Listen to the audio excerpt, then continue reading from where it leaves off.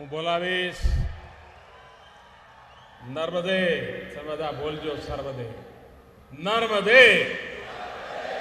પૂરી તાકાતથી નર્મદે. નર્મદે. નર્મદે. મંચ પર બિરાજમાન ગુજરાતના મુખ્યમંત્રી શ્રીમાન વિજય રૂપાણીજી, उपमुख्यमंत्री नितिन भाई, पूर्व मुख्यमंत्री आनंदीबेन, गुजरात प्रदेश भारतीय जनता पार्टी नौजवान अध्यक्ष भाई श्री जीतुभाई, केन्द्र में मंत्रिपरिषद मारा साथियों, राज्य मंत्रिमंडल सौ साथियों, सांसद महोदयों, धारासभ्यश्रीओ અને વિશાળ સંખ્યામાં ઉપસ્થિત વાલા ભાઈઓ અને બહેનો, કેમ છો?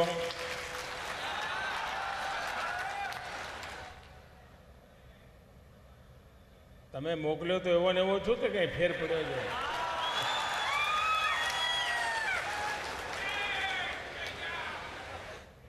નર્મદે સર્વદે બોલાવ્યું એટલે તમને લાગ્યું હશે એવો ને એવો જ છું.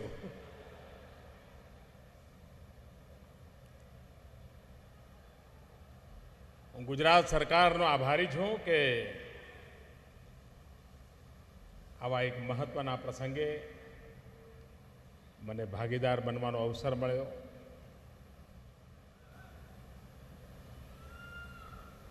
આમે છેલ્લા કેટલાક સમયથી આનંદીબેનની પણ ફરિયાદ હતી કે તમે ગુજરાત કેમ નથી આવતા. ધીરે ધીરે ફરિયાદ વધવા માંડી, કાર્યકર્તાઓની પણ ફરિયાદ આવવા માંડી, નાગરિકોની પણ ફરિયાદ આવવા માંડી અને ફરી ફરી યાદ આવવા માંડી.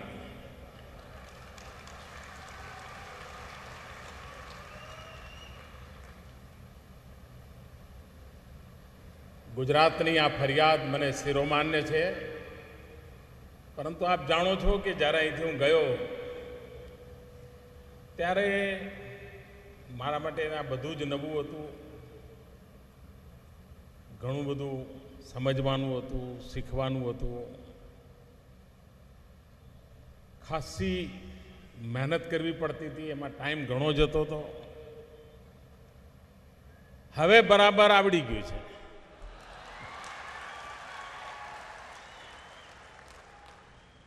એટલે હવે તમારી ફરિયાદ નહીં રહેવા દો.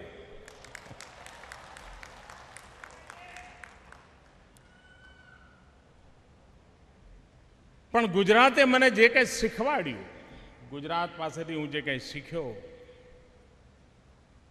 એ મને ખૂબ કામમાં આવે છે ભાઈ.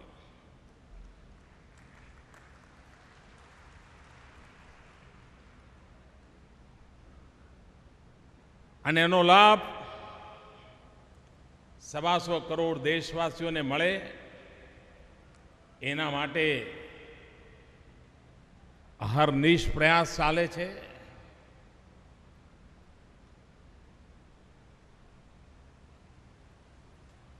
ગુજરાતમાં નર્મદા યોજના, સૌની યોજના, પાણીની ચિંતા, આ બધાની વચ્ચે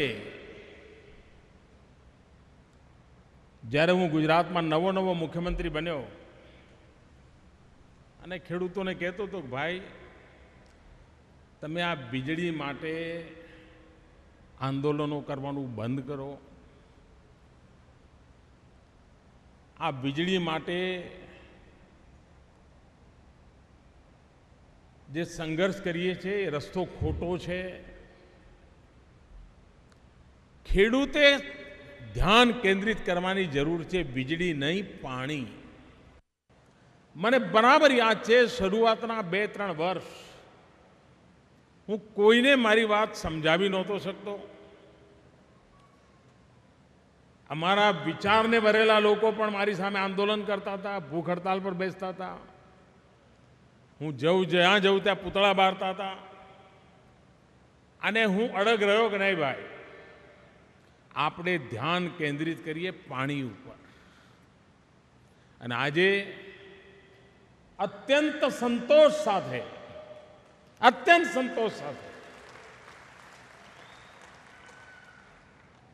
મારે ગુજરાતના ખેડૂતોનો આભાર માનવો છે, અભિનંદન આપવા છે કે મોડે પણ એમણે મારી વાત સ્વીકારી અને ગયા 5-7 વર્ષ લગાતાર એમણે પાણી પર ધ્યાન કેન્દ્રિત કર્યું. પાણી બચાવવાનું અભિયાન ચાલ્યું. જળ સંચય, જળ સિંચન એ ગુજરાતનો જનનો એજન્ડા બની ગયો.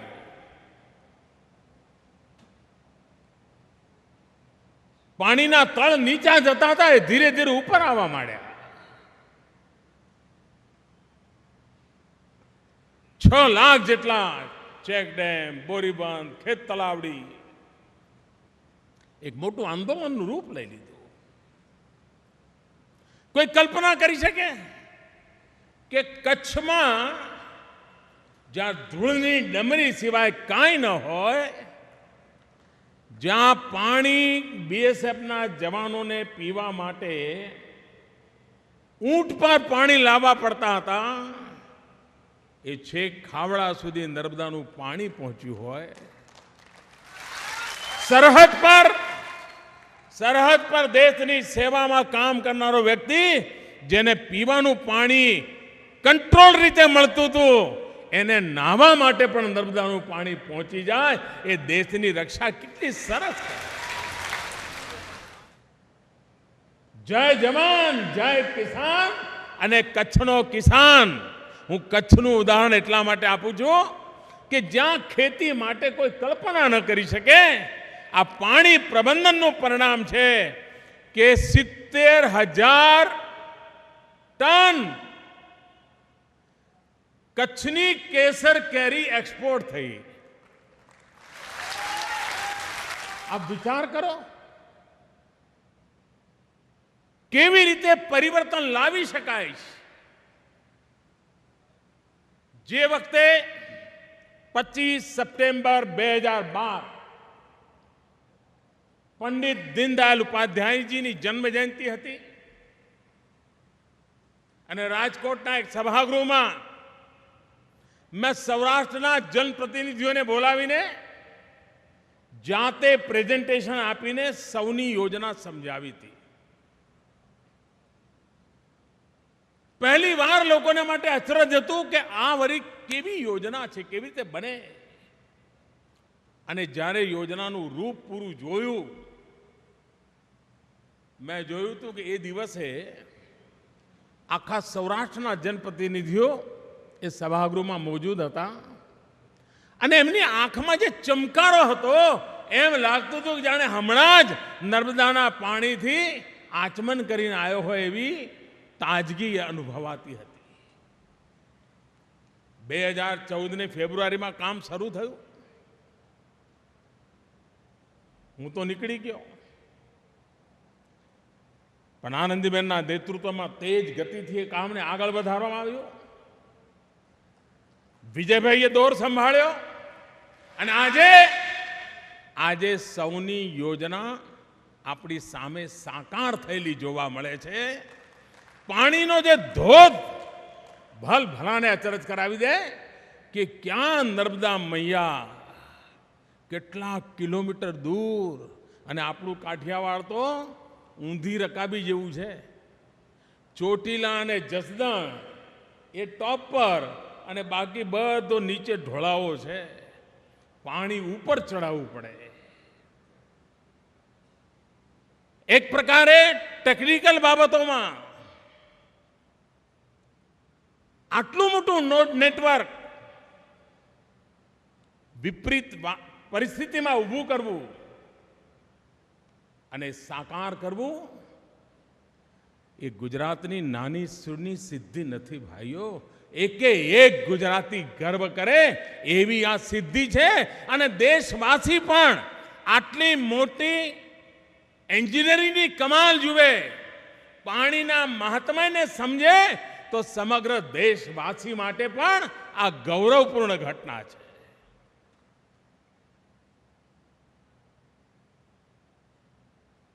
આના કારણે, અને મારો અનુભવ છે, ખેડૂત હિન્દુસ્તાનના કોઈ પણ ખૂણાનો હોય, એને જો ખેતરમાં પાણી મળી જાય ને તો માટીમાંથી સોનું પેદા કરવાની એની અદ્ભુત તાકાત છે.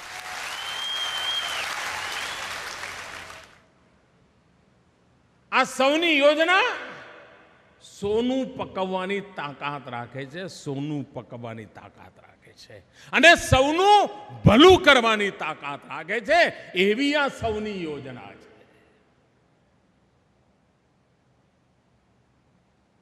એક નદી જીવનને કેટલું તારી શકે એ માં નર્મદાએ આપણને શીખવાડ્યું છે. ત્યારે આપણી જવાબદારી પણ વધે છે. પાણી આવે એથી વેડફવાનો અધિકાર નથી મળતો, એને બચાવવું જ પડે. અને એટલા માટે આપણે લગાતાર અભિયાન ચલાવ્યું, માઇક્રો ઇરિગેશનનું, સ્પ્રિંકલરનું, ડ્રીપ ઇરિગેશનનું. અને શરૂઆતમાં ગુજરાતના ખેડૂતો મારી સામે એમાં પણ મોં બગાડતા હતા. મને કહે, સાહેબ હવે આ બધું ક્યાં અમે કરીએ. હું બરાબર પાછળ લગ્યો રહ્યો. ગુજરાતમાં લાખો હેક્ટર માઇક્રો ઇરિગેશનમાં ગયા ખેડૂતો, ટપક સિંચાઈ, સ્પ્રિંકલર એમાં ગયા, પર ડ્રોપ મોર ક્રોપ. આ સિદ્ધાંતને ચરિતાર્થ કરી બતાવ્યો. અને એના કારણે પાણીની બચતનું કામ પણ જોડે જોડે ચાલ્યું. એને આગળ ધપાવવાનું છે. પાણી બચવું પણ જોઈએ, કારણ આવનારી પેઢીઓની જવાબદારી પણ આપણા માથે છે. આપણે રહીએ પણ ન રહીએ, પણ આવનારી પેઢીઓ માટે પાણી રહેવું જોઈએ. કારણ કે આપણા પૂર્વજો આપણા માટે પાણી મૂકીને ગયા છે. આપણે પણ એમના માટે પાણી મૂકીને જવું પડે. અને પાણી મૂકવા માટે આપણે બી પાણી મૂકવું પડે, તો જ પાણી મૂકવાનું વ્રત પૂરું થતું હોય છે. અને એ જવાબદારી આપણે નિભાવવી પડે.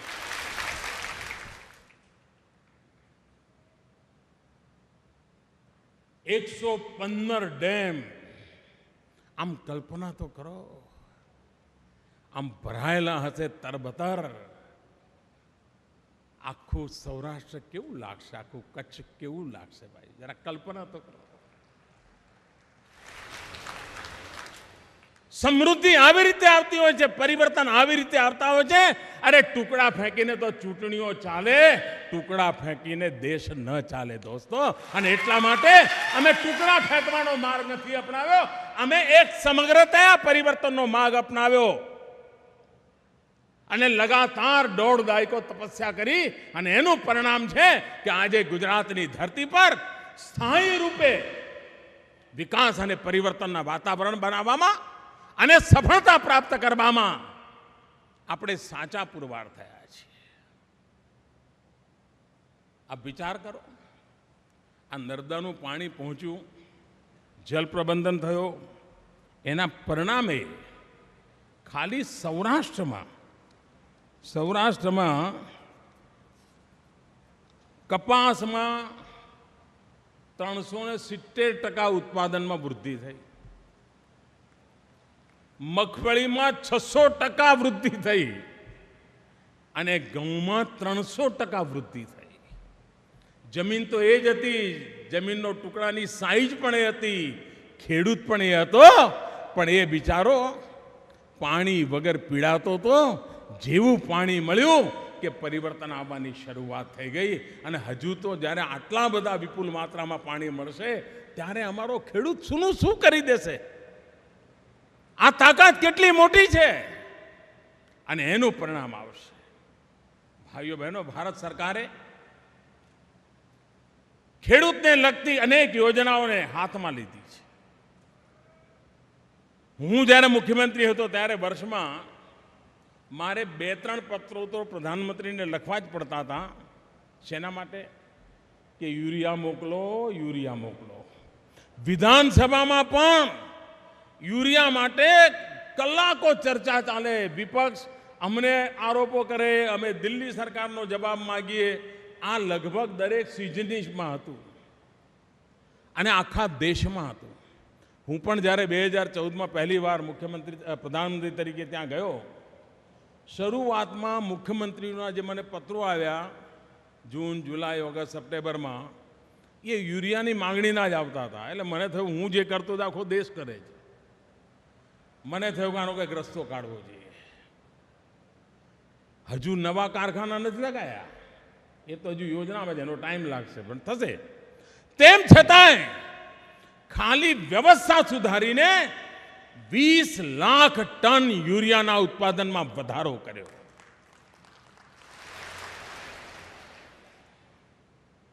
આપણે યુરિયાનું નીમ કોટિંગ કર્યું. નીમ કોટિંગ કોઈ જૂની સરકારોને ખબર નહોતી એવું નહીં, એમને ખબર હતી. એમણે પણ સાંભળ્યું હતું, પણ એમને એમ લાગતું હતું કે 1 લાખ કિલો યુરિયા હોય, 1-8 કિલો બનાવીએ, ચોપડે લખાઈ તો જાય કે યુરિયાની નીમ કોટિંગ કર્યું છે. અરે ભાઈ, એનાથી કાંઈ પત્તા ન બદલાય. અમે મિશન ઉપાડ્યું 100% યુરિયાનું નીમ કોટિંગ. 100% વિદેશથી આયાત થાય એ યુરિયાનું પણ નીમ કોટિંગ કરીને જ દેશમાં પ્રવેશે. નીમ કોટિંગ કરવાનો ફાયદો એ થયો કે પહેલાં યુરિયાનું શું થતું, નામ તો બધું ખેડૂતોના નામે ચડતું હતું, સબસિડી ખેડૂતોના નામે ચડતી હતી, પણ ખેડૂતોને યુરિયા લેવા માટે 2 દાડા રાતના ઉજાગરા કરીને લાઈનમાં ઉભા રહેવું પડતું હતું. યુરિયા કાળા બજારમાં લેવું પડતું હતું. કેટલાક રાજ્યોમાં યુરિયા લેવા આવનારા ખેડૂતોના ધસારાના કારણે લાઠીચાર્જ થતા હતા.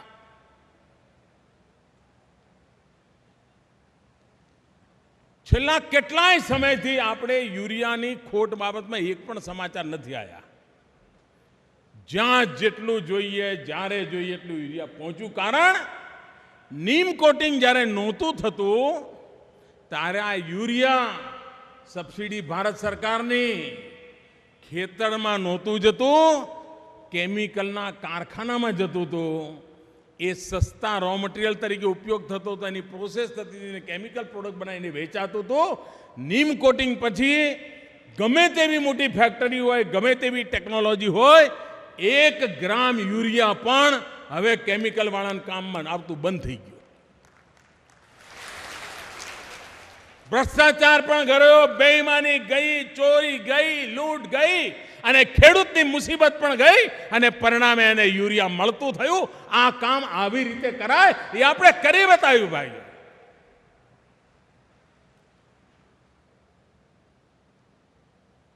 પ્રધાનમંત્રી ફસલ બીમા યોજના, આપણને ખબર છે અહીંયા શું કરવું પડતું હતું.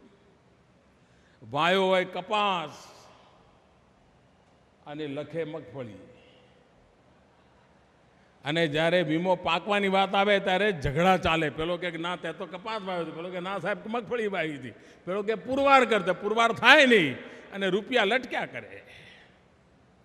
આ બધું એટલા માટે થતું હતું, પ્રીમિયમ મોંઘું પડતું હતું.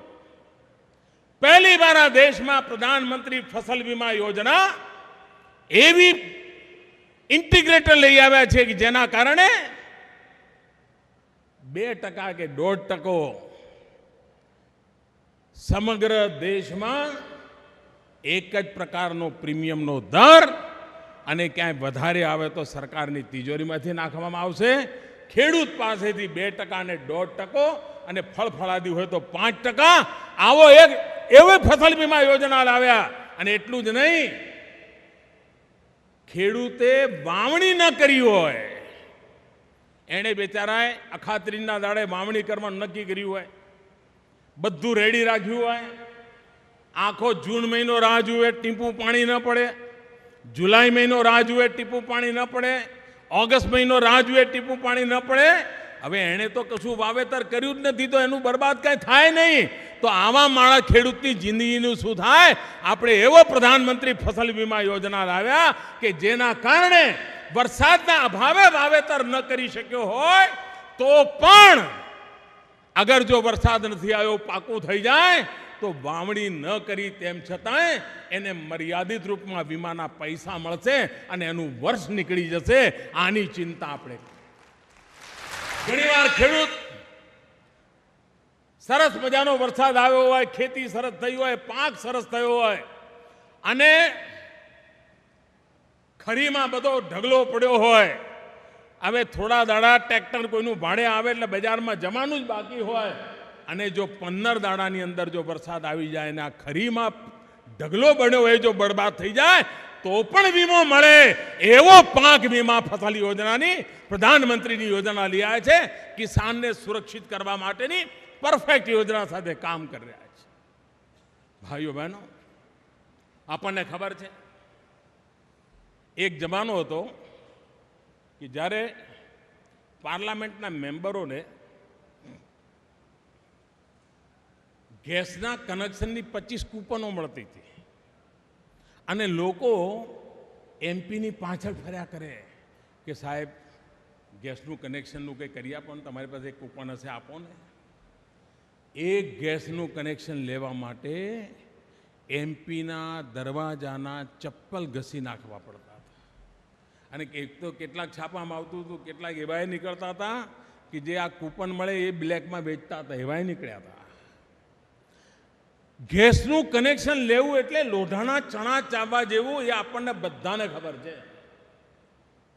અને મધ્યમ વર્ગના પરિવારમાં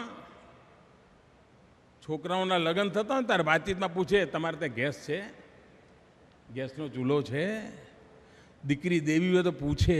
આવી ગેસનું મહત્વ વધી ગયું હતું અને છતાંય ગેસના કનેક્શન નહોતા મળતા. ભાઈઓ બહેનો, આપણે આશ્ચર્ય થશે, આ સરકારે બીડું ઉઠાવ્યું છે 2019 પહેલા 5 કરોડ ગરીબ પરિવારોને ગેસના કનેક્શન આપ્યા.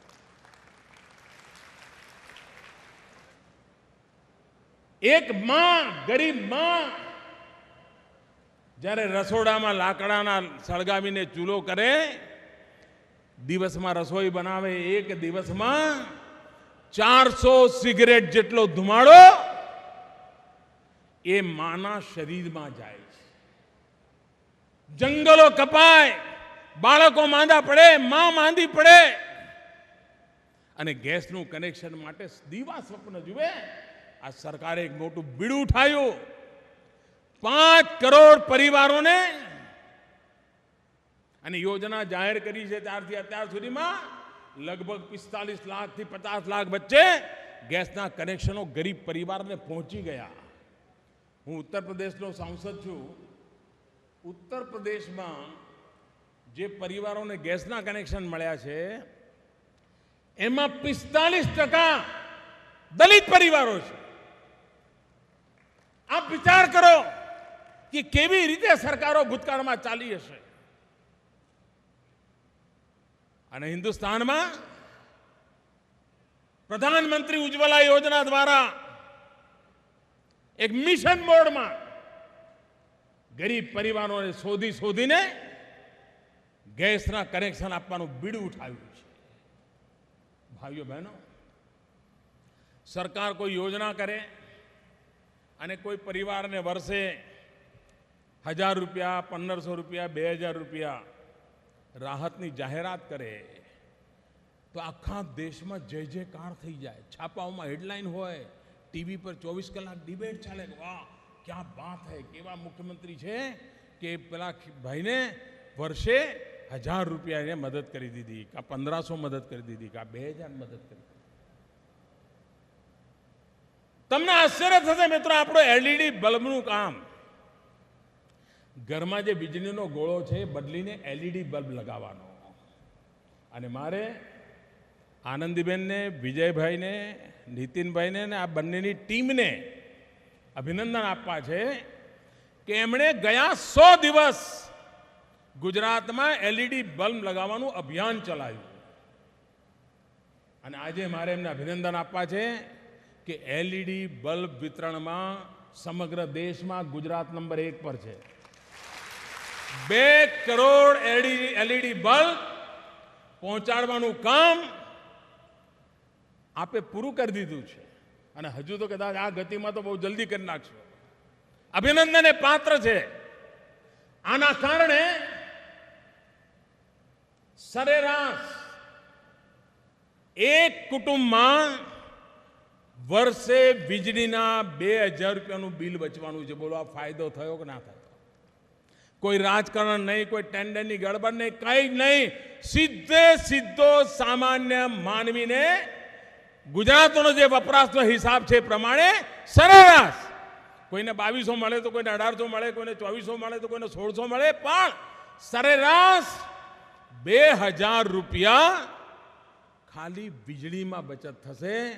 500 મેગાવોટ કરતાં વધારે વીજળી બચત થશે અને હજારો ટન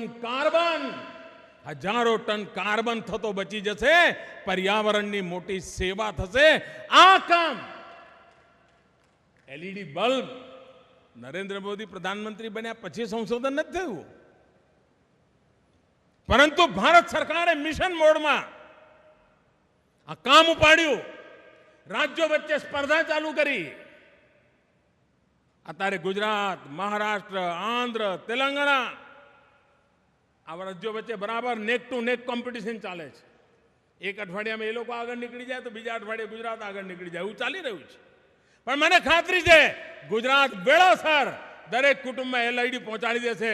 દરેક નગરપાલિકા, મહાનગરપાલિકામાં એલઈડી પહોંચાડશે અને ગુજરાતમાં સેંકડો મેગાવોટ વીજળી બચાવીને પર્યાવરણની પણ રક્ષા થશે. આવો મને પૂરો ભરોસો છે. ભાઈઓ બહેનો,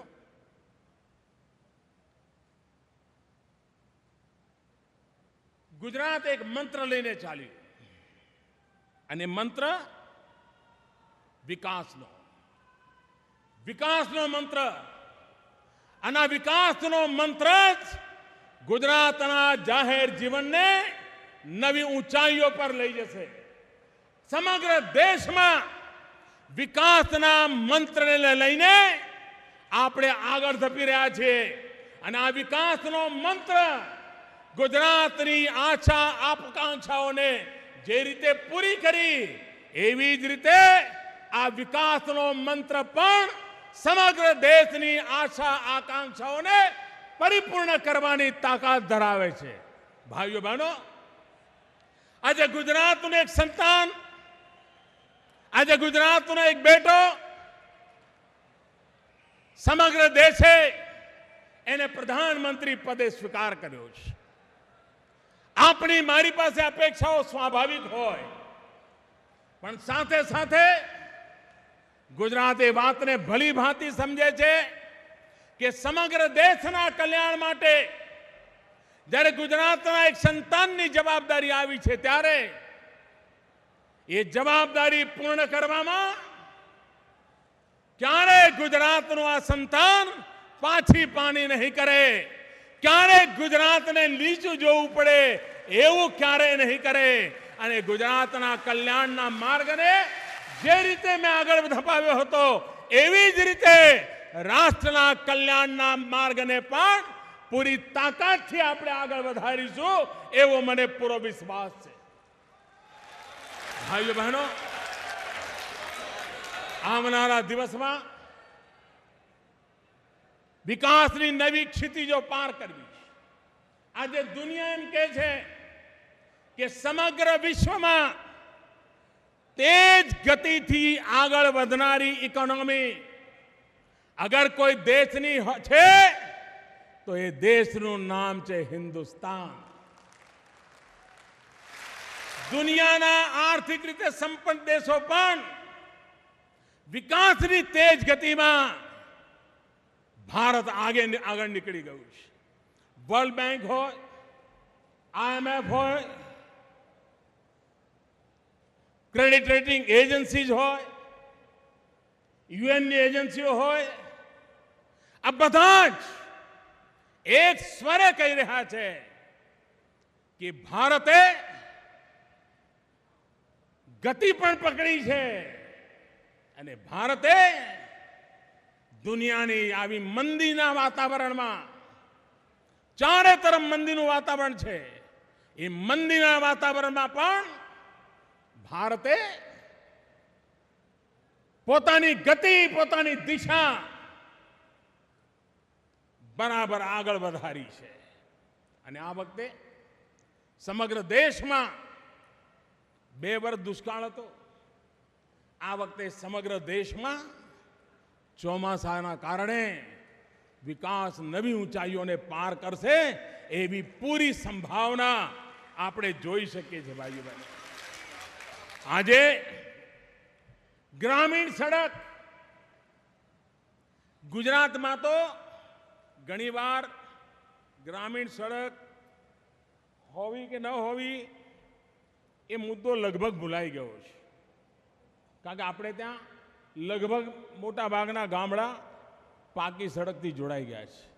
પણ આજે હિન્દુસ્તાનના અનેક ગામ એવા છે કે જે પાકી સડકથી વંચિત છે. આપણે બીડું ઉઠાવ્યું કે ગામડાના જીવનમાં બદલાવ લાવવો છે. પ્રધાનમંત્રી ગ્રામ સડક યોજનામાં તાકાત આપી. પહેલા એક દિવસમાં જેટલી સડક બનતી હતી એના કરતા સવાઈ સડકો એક દિવસમાં આજે બને એવી ઊંચાઈ પર કામની ગતિ આપણે લઈ ગયા છે. પ્રધાનમંત્રી કૃષિ સિંચાઈ યોજના, આ સૌની યોજનામાંથી જ પ્રેરણા મળીને આ યોજના બની છે. પ્રધાનમંત્રી કૃષિ સિંચાઈ યોજના દ્વારા સમગ્ર દેશમાં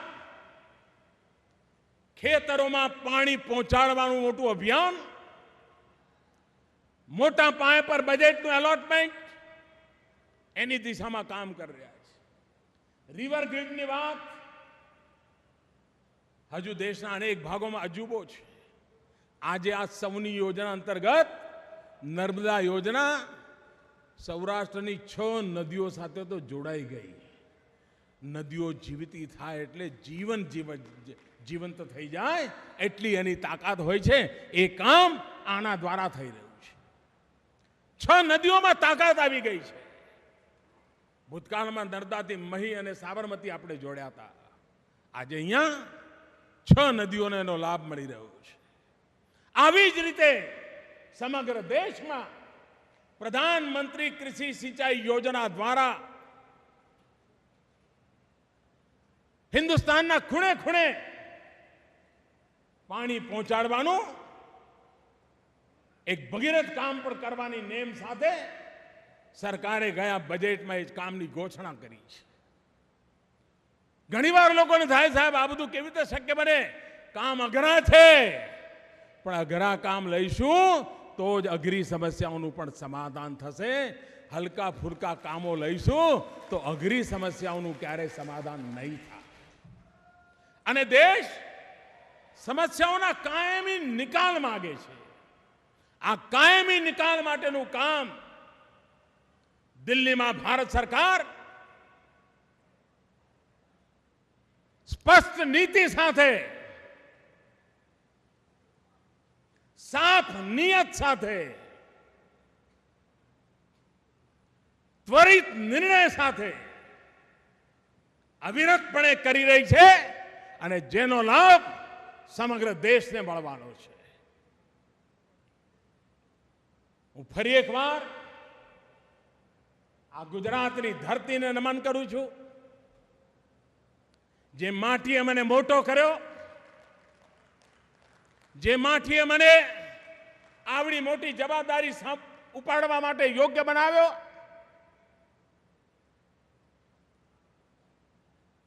અને જવાબદારી પૂર્વક, નહીં તો પહેલા 2014માં તમે જોયા હશે છાપા, માર્ચ મહિના પહેલા. મન થાય તો કાઢીને જોજો, હેડલાઈનો કેવી આવતી હતી, ટીવીમાં કયા સમાચાર આવતા હતા. આજે લગભગ 2.25 વર્ષ થઈ ગયા. એક ધારા વિકાસના જ સમાચારો, એક ધારા વિકાસની જ વાતો, એક મિશન મોડમાં વિકાસ રાષ્ટ્ર જીવનને નવી ઊંચાઈઓ પર લઈ જશે એવા વિશ્વાસ સાથે ભાઈઓ બહેનો, દેશ પૂરજોતી આગળ વધી રહ્યો છે. તેજ ગતિથી બદલાવ જોવાઈ રહ્યો છે. ગુજરાતે સ્વચ્છતાનું અભિયાન પણ અને ખાસ કરીને ટોયલેટ બનાવવાનું કામ જે નિષ્ઠાથી કર્યું છે, જે મિશન મોડમાં કર્યું છે, એ પણ દેશ માટે દિશાદર્શક બનશે. અને મારો સ્પષ્ટ મત છે ભાઈઓ બહેનો, સત્યાગ્રહ દ્વારા ગુલામી ગઈ, સ્વચ્છાગ્રહ દ્વારા ગંદકી કાઢીને રાખીશું. આઝાદીની લડતમાં સત્યાગ્રહનું મહત્વ હતું, તો ભારતના ઉજ્જવળ ભવિષ્ય માટે સ્વચ્છાગ્રહનું મહત્વ છે. સત્યાગ્રહની તાકાત ગુલામીની બેડીઓ તોડવામાં કામ આવી, તો સ્વચ્છાગ્રહની તાકાત ગંદકીમાંથી મુક્તિ માટેનો માર્ગ પ્રશસ્ત કરશે. ગુજરાત સ્વચ્છ અભિયાન તેજ ગતિથી આગળ વધારે, અને કામ સરકારનું નથી, સમગ્ર જનતા જનાર્દનનું છે. સરકાર કદાચ જાહેરાત કરતી હશે, યોજના કહેતી હશે, પણ જ્યારે સમાજ ઉપાડી લે ત્યારે પરિણામ મળતું હોય છે. તમે જોયું હશે, ગયા 1.5-2 વર્ષથી દરેક મીડિયા સ્વચ્છતાના કામની અંદર યોગદાન આપી રહ્યું છે. મીડિયાના લોકોએ સ્વચ્છતાના કાર્યક્રમને પોતાનો બનાવ્યો છે. એની સ્પર્ધાઓ કરે છે, ઇનામ આપે છે. સમાજના બધા જ વર્ગો મીડિયાએ આ જે કામ ઉપાડ્યું છે એમાંથી ઘણું બધું શીખી શકે અને સ્વચ્છતાના અભિયાનને આગળ ધપાવી શકે. આપણે પણ સ્વચ્છતાના ક્ષેત્રમાં ગુજરાતની આગવી ઓળખ ઊભી કરીએ. આપણી બેન દીકરીઓને ખુલ્લામાં શૌચાલય ન જવું પડે એની આપણે ચિંતા કરીએ. અને આપણે રિયો ઓલિમ્પિકમાં જોઈ લીધું, બેટી બચાવો ગુજરાતમાં આપણે વર્ષોથી કરતા હતા, અને બેટીઓએ રિયોમાં દેશની કેવી લાજ રાખી છે, કેવી ઇજ્જત વધારી છે. આ બેટીઓની તાકાત છે.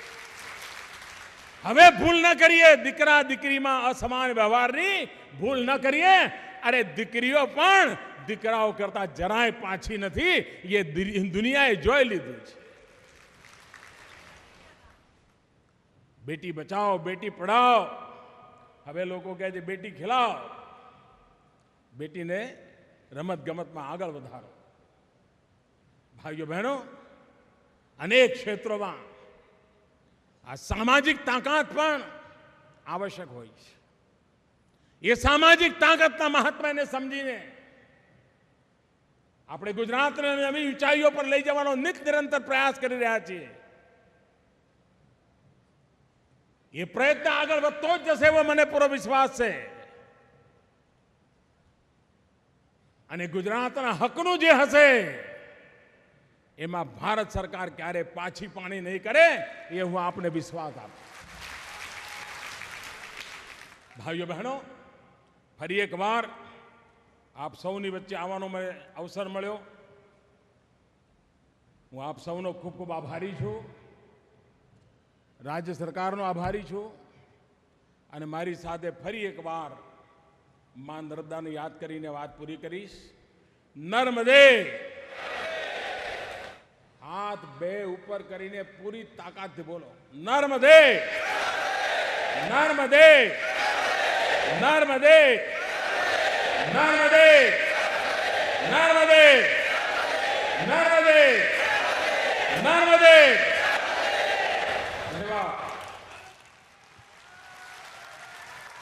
આપણા